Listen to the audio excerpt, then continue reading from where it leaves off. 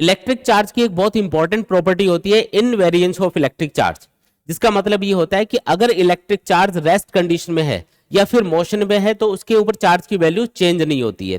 For example यहाँ पे कोई इलेक्ट्रिक चार्ज है जो कि रेस्ट कंडीशन में है, इसकी वेलोसिटी 0 है, और मान लो कि अब ये इलेक्ट्रिक चार्ज मूव करने लग गया किसी वेलोसिटी v के साथ, तब भी इस पे इलेक्ट्रिक चार्ज क्यों ही रहेगा, मतलब चार्ज की वैल्यू कभी भी चेंज नहीं होती। लेकिन जो मास है वो इस प्रॉपर्टी को फॉलो नहीं करता, मास की वैल्यू ऑब्जेक्ट की वेलोसिटी के अकॉर्डिंग चेंज होती जाती है।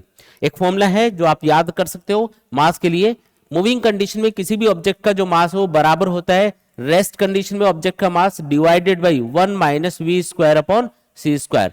वी का मतलब है वेलोसिटी ऑफ द ऑब्जेक्ट और सी का मतलब है स्पीड ऑफ लाइट। तो इस फॉर्मूले से आप मूविंग कंडीशन में किसी भी ऑब्जेक्ट का मास कैलकुलेट कर सकते हो।